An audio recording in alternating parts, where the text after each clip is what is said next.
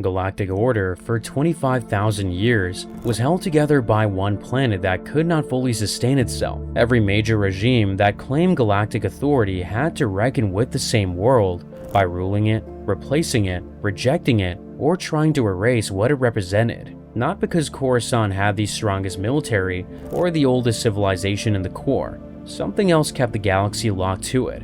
Something woven into systems so deeply that most beings never noticed it was there.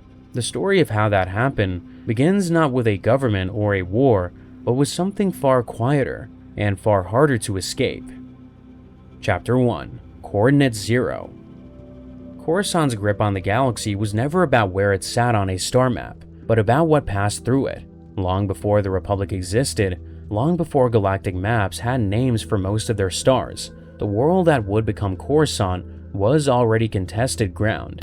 Across both Canon and Legends, the earliest records trace the planet's original name to Neutron.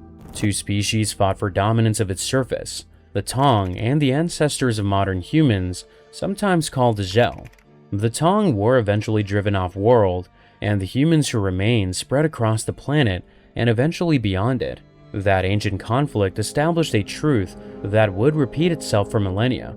Control of this one world was treated as control of something larger than the world itself. What turned a contested home world into a galactic hub was geography. The planet did not rest at the geometric center of the galaxy. It never needed to. What it did sit near was the junction of several of the most critical hyperspace lanes ever charted.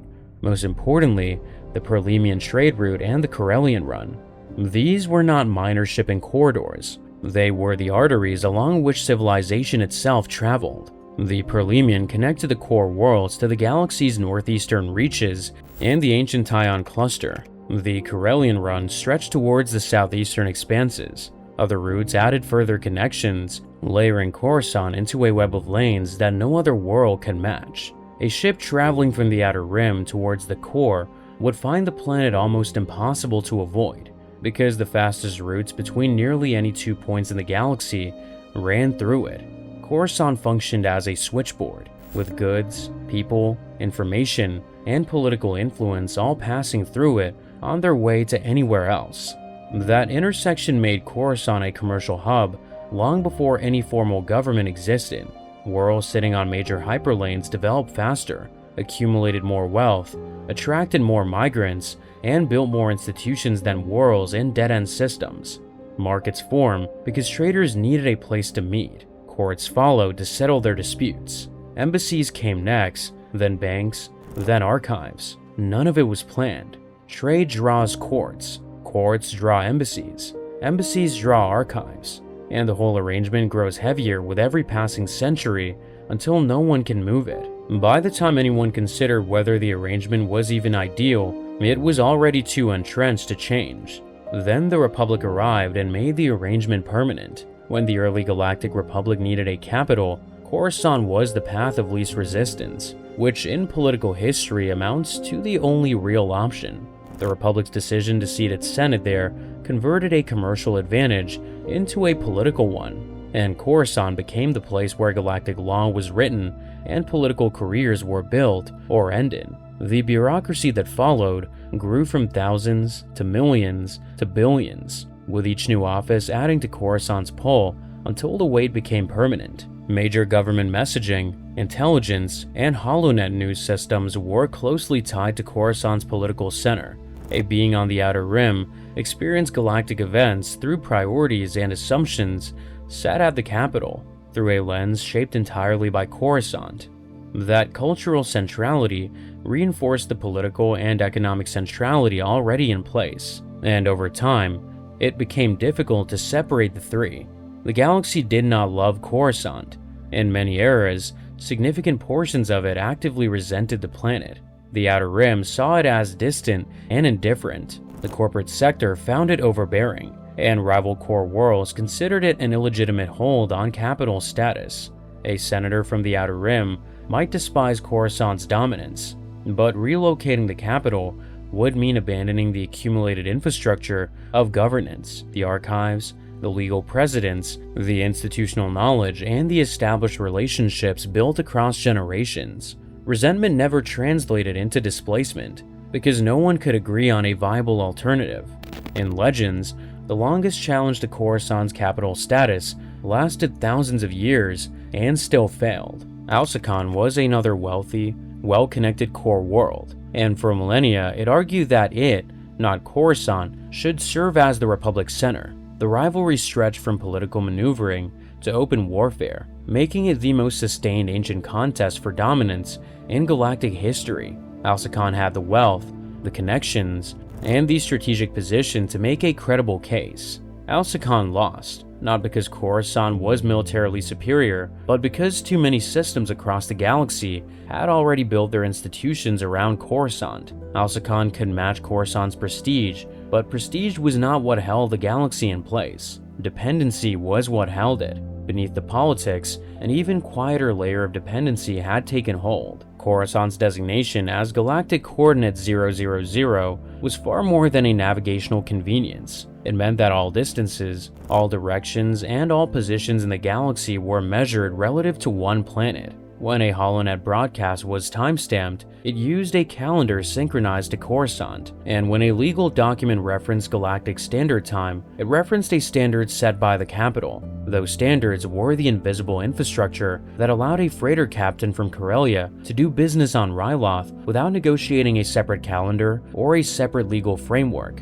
All of it ran through Coruscant. The invisibility of those shared standards is exactly what made them so powerful. The galaxy experienced those standards as permanent features of everyday life, foundations built into that many governments, navigation systems, and trade agreements were nearly impossible to replace, because replacing them required every institution in the galaxy to abandon what it had built and start over at the same time. And that hold survive every regime change in galactic history.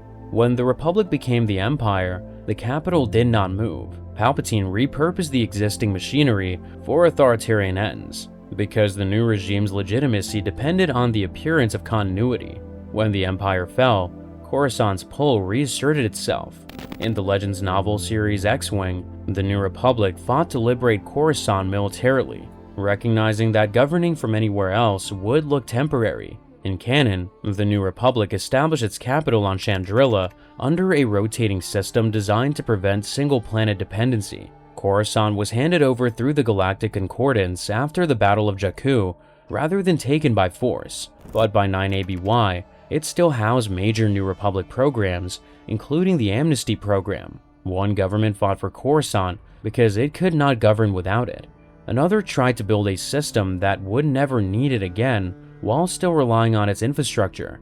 Even a planet on fire could not move the Senate faster than its procedures allowed. In The Phantom Menace, Padme Amidala stood in the Senate rotunda and watched bureaucracy devour her planet's crisis while Naboo burned. She had come seeking emergency intervention. She received procedural delays, committee appointments, and a suggestion to submit to a commission of inquiry. There was no way around the system, no way to speed it up, and no higher authority to appeal to, because Coruscant was the authority. Every galactic regime made the same calculation. Inheriting Coruscant was easier than rebuilding everything the galaxy had built around it.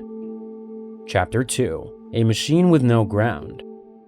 Calling Coruscant a city planet is true on the surface and completely misleading about what lives underneath. The term suggests a single city scaled up to planetary dimensions, one government, one culture, one way of life extended across continents.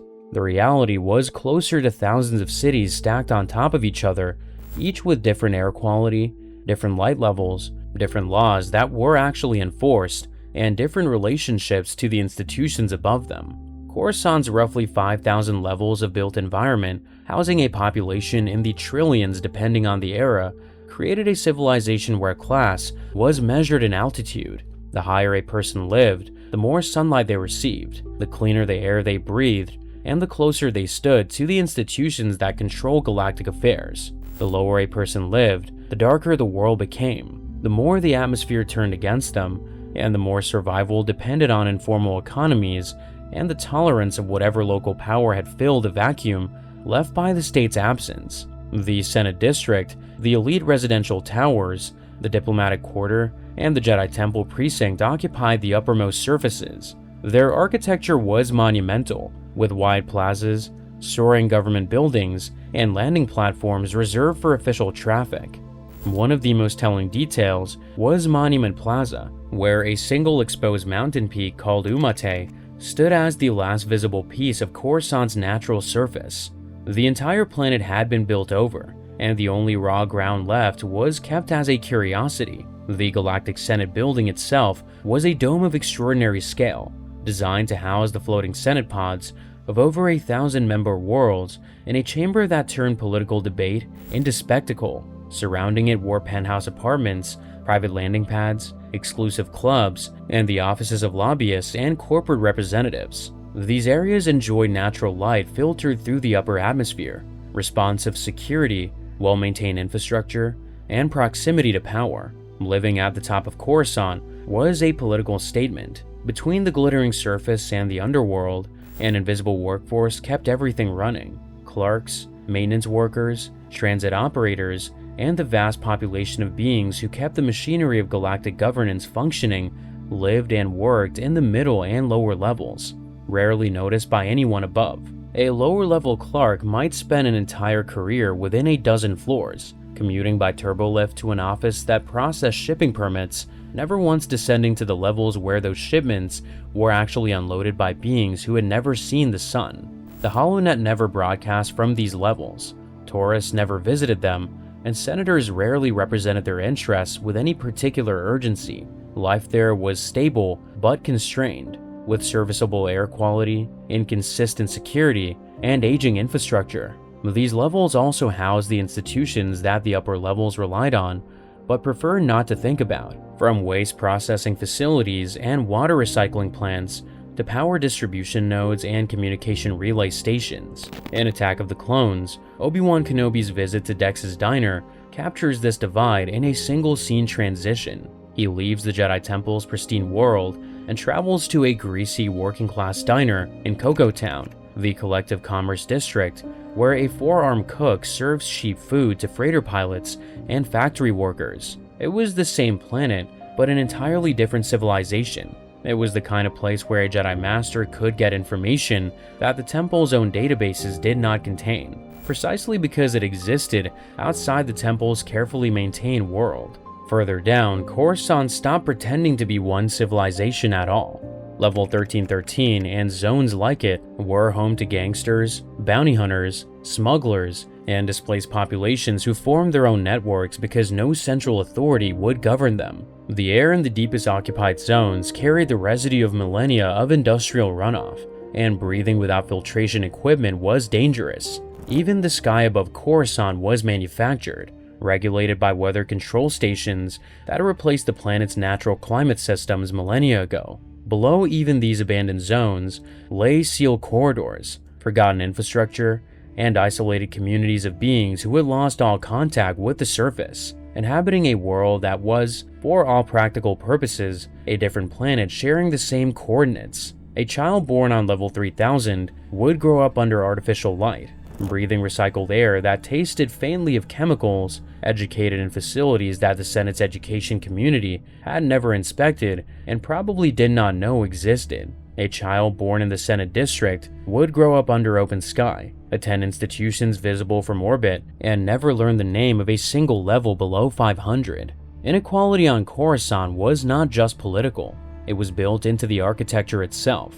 On most worlds, inequality exists between neighborhoods, between regions, all under the same sky.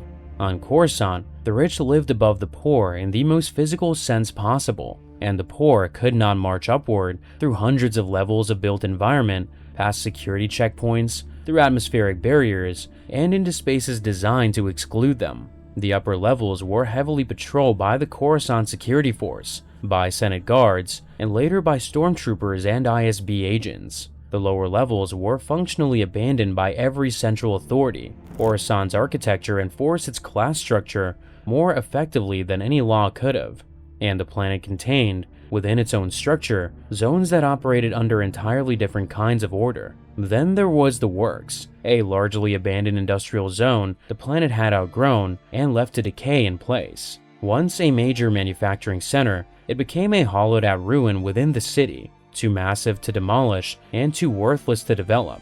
In its prime, it had produced droids, ships, and heavy equipment for the Republic. By the late Republic era, it was a maze of rusting machinery, empty factory floors, and condemned structures that no security service bothered to patrol. The Legends novel Labyrinth of Evil details how Darth Sidious held secret meetings in the works for years because no one in power ever bothered to look. The Senate debated trade policy overhead, while a Sith Lord orchestrated the fall of the Republic in the rotting ruins directly beneath them. The most dangerous conspiracy in galactic history hid in the one place that the galaxy's most monitored planet could not be bothered to monitor. None of this could function without a supply chain that could never stop. The overwhelming majority of food consumed on the planet arrived from agricultural worlds across thousands of light years in a constant stream of freight traffic. Any disruption, whether from conflict, piracy, trade disputes, or hyperspace route blockages, translated directly into food scarcity. When Mandalorian forces blockaded the Hydian Way, critical supplies to the core vanished almost overnight. A planet that could not feed itself had no way to absorb that kind of disruption. The lower levels, always the last to receive resources, were the first to feel it, and the crisis nearly brought the Republic to its knees before the blockade was broken. That was the cost of a single major trade route being severed. The planet had strategic reserves, but no reserve system could sustain a population of that size indefinitely. The freight ports that handle food imports were not merely shipping hubs. They were lifelines, and whoever controlled the hyperspace routes connecting agricultural worlds to the core controlled Coruscant's food supply without ever setting foot on the planet. The same fragility ran through the planet's internal traffic. Coruscant's air lanes, regulated corridors of airborne traffic at various altitudes, were the circulatory system of the entire city planet, and without them, daily life would have stopped within hours. Even the right to fly was political, with emergency lanes reserved for government and military traffic, while lower-level lanes received far less oversight. The planet's power rested on systems that any major blockade or orbital clash could turn into a catastrophe for its own population. Chapter 3: Temple, Shrine, Palace. Buried beneath the most sacred building the Jedi ever raised, a wound in the Force had been rotting for thousands of years before the rise of the Empire. During an ancient era of Sith dominance, the Sith erected a shrine atop a powerful concentration of Force energy on Coruscant, designed to twist that natural power towards the dark side. When the Jedi eventually reclaimed the planet, they razed the shrine and built their temple directly over its foundations. The belief was that the concentration of so many light side practitioners living and meditating above the site would neutralize the corruption beneath. It did not. Palpatine, as the canon novel Tarkin makes clear, understood and exploited this buried darkness. The lingering energies may have contributed to clouding the Jedi Order's ability to perceive the future. The Jedi sensed growing darkness in the Force during the final years of the Republic, but they could not identify its source. The shrine they had declared conquered was corrupting them from below. The consequences of that clouded judgment may have surfaced long before the Clone Wars. During the Mandalorian Wars, thousands of years before the Republic fell, the Jedi Council sat in that same temple and refused to intervene while Mandalorian conquest swept across the Outer Rim. Millions suffered and worlds burned while the Jedi Council debated.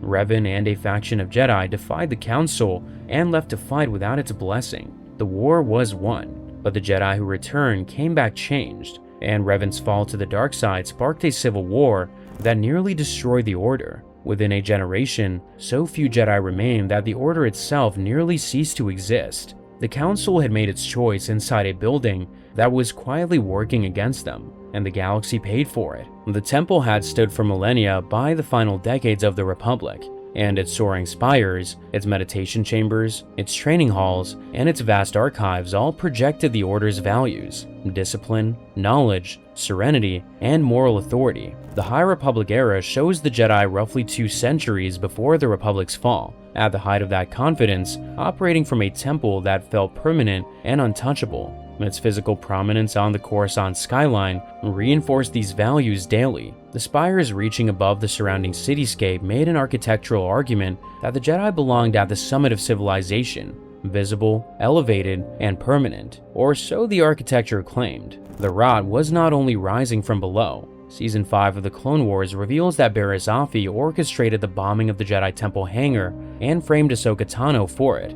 It was an insider act carried out by someone trained in the temple's own halls. The building that symbolized the Jedi's moral clarity was being undermined from beneath by the shrine and from within by its own members simultaneously. Centralized inside those walls sat the Jedi Archives, the galaxy's most concentrated collection of knowledge, history, star maps, and Force-related research, all stored in one building on one planet. The Order did not just centralize spiritual authority on Coruscant, it centralized knowledge itself, making the galaxy's accumulated learning dependent on the survival of a single institution in a single location. When the temple fell, the Jedi lost open access to one of the galaxy's greatest collections of knowledge, star maps, and Force traditions. Then came Order 66, and the temple's purpose changed overnight. The Jedi were struck down across the galaxy in a single coordinated move, and the temple was stormed by the 501st Legion under Darth Vader's command. The clone troopers who had fought beside Jedi for years marched through the temple's halls and cut down everyone they found, from masters to younglings. The archives were sealed behind Imperial classification overnight, and thousands of years of accumulated knowledge vanished behind security clearances. Palpatine, newly declared Emperor, did not demolish the building. He converted it into the Imperial Palace. Occupying the Jedi Temple sent a message far more powerful than demolishing it ever could have. Demolishing it would have said the new regime was different from what came before. Occupying it said the regime was the natural continuation of power itself.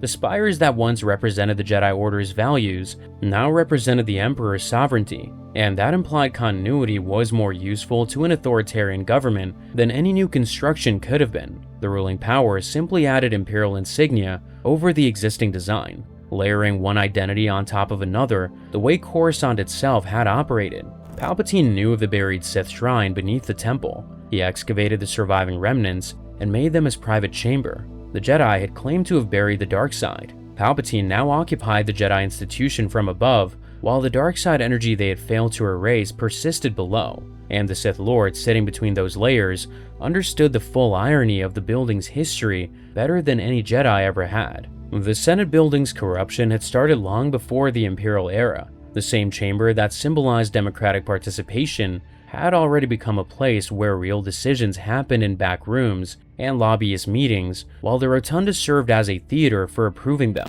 The Legends novel Cloak of Deception fills in this late Republic atmosphere in detail. A Senate consumed by trade disputes, special interests, and procedural maneuvering, the sheer number of delegations made meaningful debate impossible. The spectacle of the chamber, its grandeur and its rituals, substituted for the substance of governance. Under Palpatine, the conversion became explicit. The Declaration of the Galactic Empire was delivered from the same podium where chancellors had addressed the Republic for millennia. The chamber erupted in applause. Padme Amidala, watching from her Senate pod, saw exactly what had happened. Freedom had not been taken by force, it had been surrendered to the sound of cheering. The Senate continued to meet in increasingly diminished form, not because Palpatine needed legislative input, but because its continued existence supported the fiction of legitimate governance. When the Death Star became operational, the pretense of meaningful Senate participation became unnecessary. The threat of planetary destruction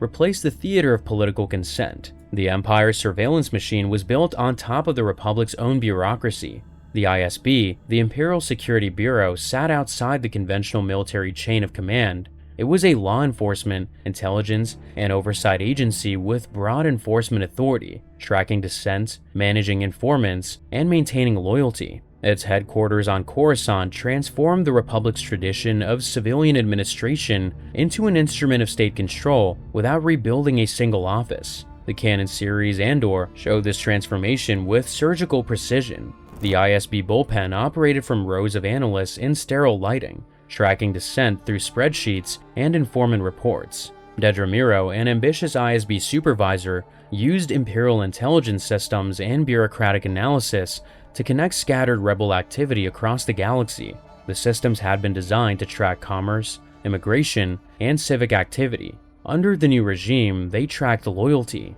The Republic's military command structure underwent the same quiet conversion. Its chain of command simply redirected upward to the Emperor. Rebellion on Coruscant looked nothing like rebellion anywhere else. Mon Mothma moved through the Imperial capital, performing loyalty to a regime she was secretly funding the end of.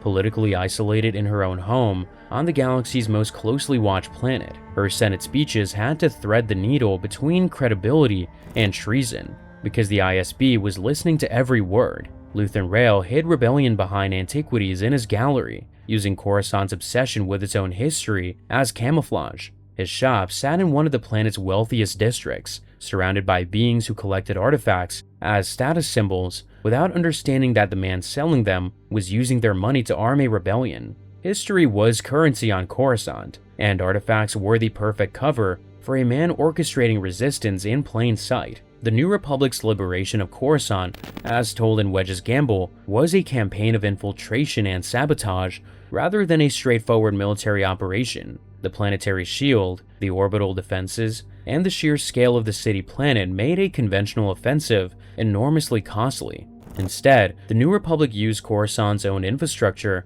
against its Imperial occupiers, turning the city's complexity into a way in. What the New Republic inherited with Coruscant included weapons buried in its own foundations. The X-Wing stories reveal that Ysanne Isard had concealed a super star destroyer called the Lusankya beneath the city's surface layers, and when she activated its engines, the ship tore upward through entire city blocks, killing millions. She also released the Krytos Plague through the planet's water supply, an engineered disease that targeted non-human species and turned Coruscant's diversity into a weapon against the New Republic's unity. The planet's density, its buried infrastructure, its water systems, and its species composition had all been turned against the very government that fought to liberate it. The New Republic's amnesty program on Coruscant, shown in the series The Mandalorian, processed former Imperial personnel using bureaucratic methods that bore a disturbing resemblance to the systems the previous regime had used. Former Imperials submitted to processing, were assigned caseworkers, were housed in transitional facilities,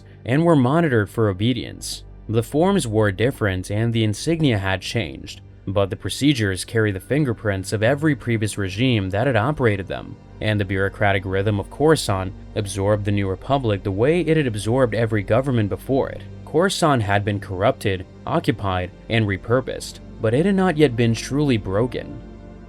Chapter 4: 5 Ways to Break a Capital. Across millennia, every enemy that moved against Coruscant believed that they were striking at the heart of galactic order. Not one of them agreed on what that heart actually was. Different enemies struck for fundamentally different reasons, and those reasons evolved as the planet's meaning changed. In the earliest periods of galactic history, Coruscant's value was relatively straightforward. In Legends, the Rakata, who dominated the galaxy through their pre-Republic Infinite Empire, treated it as a harvest world, a source of labor, raw material, and force-sensitive beings to feed their empire's hunger. They did not care about Coruscant's symbolic status because Coruscant did not yet have one, but the Rakata left something behind that would shape everything that followed. The early humans of Coruscant reverse-engineered hyperdrive technology from the remnants of the Rakata's domain. That technology is what allowed Coruscant to become one of the first worlds to reach outward and establish the hyperspace routes that would eventually make it the center of galactic commerce. The Rakata had come for Coruscant's population. They accidentally gave Coruscant the tool that would make it the center of everything. As the Republic formed, the nature of that threat shifted. The Taiwanese Wars brought the first serious challenge from a rival civilization, the Taiwan Cluster, which had its own network of hyperspace-connected worlds and had once been among the most powerful societies in the galaxy. Coruscant's victory was far from guaranteed, but once the outcome was settled, each challenge the planet survived made the next one harder to mount. By the time of the great conflicts with the Dark Lords, enemies no longer came for Coruscant's material wealth alone. They came for what it represented. In Legends, the sacking of Coruscant was one of the most devastating moments anyone broke the Jedi Temple. The Sith Empire staged a false peace conference on Alderaan to draw the Republic's attention away from the capital while the Strike Force moved into position. On the ground, Darth Malgus led the team that stormed the temple itself, while Darth Angral struck at Coruscant's political leadership, killing the Supreme Chancellor during the assault. The goal was never permanent occupation. The strike was designed to prove that the Jedi could be reached and broken even in their own temple on the Republic's most protected world. Malgus and his forces breached the temple entrance, fought through its halls, and ruined the spaces where the Jedi had trained, studied, and meditated for generations. The Old Republic Deceived and the Star Wars The Old Republic Deceived cinematic trailer both render this moment in merciless detail. Jedi Masters fell defending corridors they had walked in peace for decades. The temple's grand halls, built to embody serenity and wisdom, became places of ruin. The building that symbolized the Republic's moral certainty was broken open by the very darkness that certainty was supposed to have overcome. The Republic, its confidence shattered, had no choice but to negotiate. The resulting treaty carried the planet's name like a permanent scar. The Treaty of Coruscant was not called that by accident. The name ensured that every time the treaty was referenced, the humiliation was referenced with it. The Republic was forced to surrender entire sectors of territory, withdraw from worlds it had defended for centuries, and accept a Sith Empire as a legitimate galactic power. The Republic could rebuild walls, but it could not quickly rebuild the assumption of safety those walls had embodied. And with the knowledge of what lay beneath the temple, the ancient shrine buried under Jedi foundations, the sacking carries a second dimension. Everything the galaxy believed about Coruscant could be turned against the Republic, and striking the planet that represented civilization's self-confidence produced psychological damage that far exceeded the military damage. The opening of Revenge of the Sith brings the Clone Wars to Coruscant's doorstep. For most of the conflict, the war had been fought across Outer Rim worlds that the average Coruscant resident could barely locate on a map. Coruscant itself remained untouched, a safe, insulated center directing a distant struggle. The capital's citizens followed the conflict through HoloNet reports the way someone might follow a storm on another continent, aware of it, but never truly believing it could reach them. Then the Separatist fleet arrived over Coruscant, bringing the conflict directly to the capital. General Grievous launched a strike directly at the capital. The Chancellor was seized, and a massive space engagement erupted above the city. Republic warships and Separatist cruisers engaged fire in full view of the surface, and wreckage from crippled vessels rained down onto the upper levels. The assumption that Coruscant's defenses made it untouchable was shattered in a single afternoon. Citizens who had never considered that the conflict could touch them personally watched warship debris fall towards their homes. Whether the crisis was orchestrated by Palpatine or not, the psychological effect on the population was real. That vulnerability helped create the political climate in which consolidating emergency powers seemed necessary rather than alarming. Coruscant could be strangled without a single ship breaking through its defenses. Thrawn seeded the planet's orbital space with cloaked asteroids, invisible obstacles that made hyperspace travel to and from Coruscant impossibly dangerous. He also made the New Republic uncertain about how many were real, which multiplied the psychological effect far beyond the actual threat. Any ship entering or leaving the system risked collision with an obstacle it could not see, traveling at speeds that made even a small asteroid impact fatal. The effect was immediate. As freight traffic stopped, military convoys were rerouted, and the supply lines that kept the capital alive went silent. A planet that had survived thousands of years of warfare was being strangled by obstacles no one could find. With the supply lines severed, the planet's own population became its greatest liability. The Legends novel series Thrawn Trilogy establishes Thrawn as a strategist who understood systems rather than targets. His cloaked asteroid blockade recognized that the planet's power and its vulnerability were identical. Coruscant was powerful because everything flowed through it, and vulnerable because nothing could be produced on it. Interrupt the flow, and the power becomes a prison. The inhabitants were no longer a source of strength, but mouths to feed on a planet that could not feed itself. Rationing spread through the mid-levels first, then the lower districts, where the food had always arrived last and disappeared first. The orbital defenses, the planetary shield, the fleet, none of it mattered if the food ships could not get through. Everything that made Coruscant the engine of galactic order was now the instrument Thrawn turned against it. Still, the Legends comic series Dark Empire pushed the stakes even further. A reborn Palpatine ruled from Biss, a hidden deep core fortress world proving for the first time that someone could govern without Coruscant as their operational capital. Yet even from a secret stronghold, the Emperor could not replace what Coruscant represented. Biss could hold the Empire together, but only Coruscant could make the galaxy believe the Empire was its rightful government. Every one of those enemies still wanted Coruscant to exist afterwards. Only one ever decided the planet needed to stop being what it was. Chapter 5: Erasing the Center of the Galaxy. They came from outside the galaxy, and what they did to Coruscant had no precedent in galactic history. The Yuuzhan Vong military campaign was the most extreme strike Coruscant ever endured, and it was extreme precisely because it operated on a level that no previous enemy had attempted. The Yuuzhan Vong were a species from beyond the galaxy's edge who rejected all mechanical technology in favor of living alternatives, building their civilization on organic ships, living weapons, and biological engineering.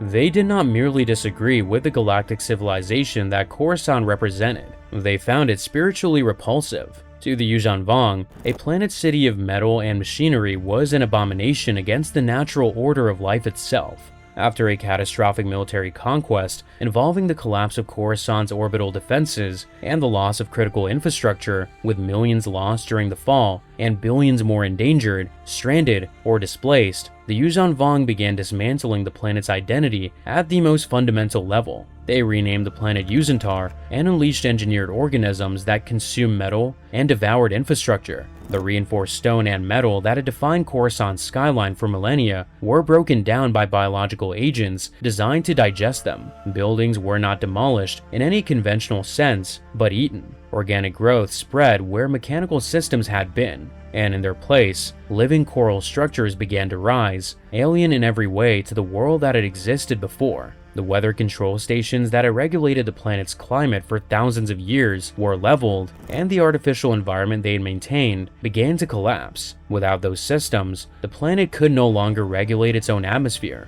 and the conditions that had sustained a population of trillions began to deteriorate. The process became known as Vong forming, and the coordinate that every Navi computer in the galaxy pointed to, 000, now marked a world that was being fundamentally remade. Yet the Yuuzhan Vong understood something that thousands of years of galactic enemies had missed. Every previous power had wanted Coruscant to remain recognizable after they took it, because the planet's recognizable form was the source of its value. As long as the metal spires and Senate domes remained visible against the sky, Coruscant would serve as a rallying point, and resistance would gather around that memory. To truly defeat what Coruscant represented, the Yuuzhan Vong had to make the planet unrecognizable, to ensure that even if someone took it back, there would be nothing familiar left to reclaim. That is why Vong forming was not just conquest, but erasure. The political and military aftermath fractured governments, scattered displaced populations, and forced an agonizing debate. Some argue that the galaxy should accept the loss and rebuild around a new center. Others insisted that without Coruscant, no galactic government could claim legitimacy. The declining New Republic was reorganized into the Galactic Alliance during the conflict, a leaner and more desperate coalition built to fight a struggle the old political structures could not survive. The Galactic Alliance did not inherit the New Republic's legitimacy. It had to build its own from scratch while fighting for survival. The planet's fall accelerated a broader political crisis that had been building for years. Coruscant had not merely been lost as a military asset, the galaxy had lost the place where its political identity was stored, and the institutions that had defined galactic civilization for millennia were suddenly homeless. And yet, when the conflict ended, the galaxy came back. The Galactic Alliance retook Coruscant at the conclusion of the Yuuzhan Vong War, as the novel The Unifying Force recounts. What they reclaimed was scarred, partially overgrown, and fundamentally changed. The biological reshaping had left marks that would take generations to fully reverse. Organic growths clung to the bones of buildings that had once defied the skyline. The atmosphere carried traces of alien biology that had been imposed upon it.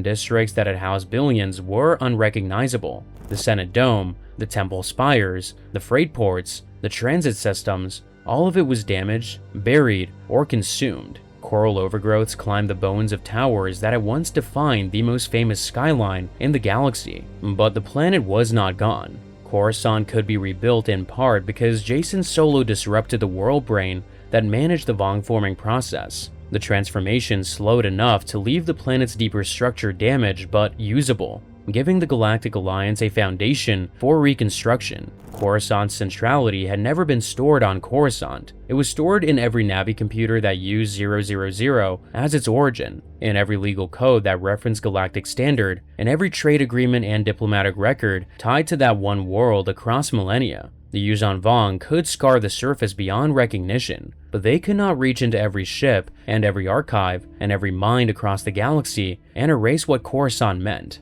That is why the galaxy came back, not because Coruscant was beautiful or beloved or even habitable, but because the system still pointed there, and rebuilding those systems would have been harder than rebuilding the planet. The cycle did not end with the reclamation. The Legends Legacy comics depicts a galaxy still locked in the same gravitational pull over a century later. Coruscant continued to change hands, serving under Galactic Alliance successor states, Imperial Remnant factions, and eventually a new regime of Dark Lords. Darth Krayt and his One Sith seized the planet and ruled openly from the Temple once more, not in secret the way Palpatine had, but as declared Dark Lords governing from a declared dark side seat of power.